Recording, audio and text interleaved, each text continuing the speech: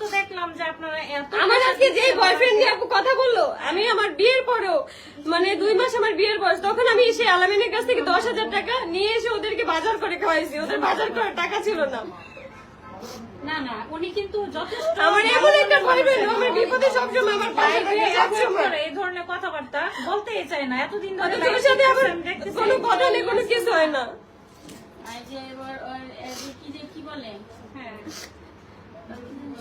আগে চুপ থাকো না, আমি এই পর্যন্ত আর অনেক চুপ ছিলাম, এখন আমি আর চুপ থাকবো না, আমি আর কখনোই চুপ থাকবো না।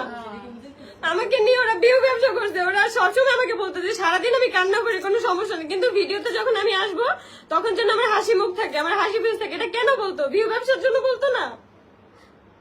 আমার মা আর বাবাকে শুধু 1,30,000 টাকা দেওয়া হয়েছে 1 কোটি টাকা ইনকামের মধ্যে, আর সবসময় ওর মাকে 40,000 50,000 টাকা করে দেওয়া হইতো, মাসের বাজার দেওয়া হইতো, সবকিছু দেওয়া হইতো। আমার বাপ মানে কি দিছে, কি করছে আমার বাপ মার জন্য? ভিউ কে ওইখানে যে হয়েছে, আমার ইনকাম ছিল না, আমি কামাই নেই ওইখানে। 30 লাখ টাকা যদি আপু ইনকাম থাকে, সেখানে 10 লাখ কি আমার না? হ্যাঁ অবশ্যই, কারণ আপনারও তো শ্রম আছে এখানে। আপু তিশার মায়ের চরিত্র ঠিক নাই, তিশার চরিত্র ঠিক নাই, এটা ওরাই জানে। ওদের গ্রাম থেকে বের করে দিছে কেন? ওদের চরিত্র খুব ভালো, এই জন্য ওরাই জানে। না, সবচেয়ে বড় কথা আপু কিন্তু মুখ খুলে না, এই যে লাইভে যায় বলে যে এইগুলি আমি এই ব্যাপারে কথা বলবেন না, এই মানে আমাকে ওরা কমেন্টে আপু জানেন অ্যাটাক করে সবসময়। আমি চুপচাপ আছি দেখে মানুষ ভাবে কি আমি কেন চুপ আছি?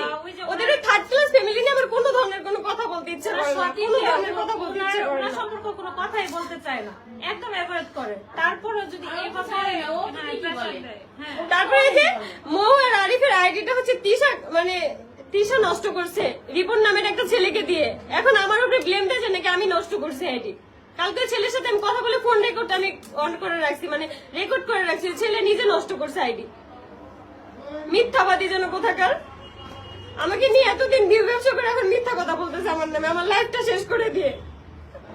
তোর জীবনও ভালো হবে না। আমার বাচ্চার নিঃশ্বাসের প্রত্যেকটা অভিশাপ তোদের গায়ে লাগবে, লাগতেছে না? এখনই লাগতেছে। যেহেতু আপু কারোর ক্ষতি করতেছে না, কারোর সম্পর্কে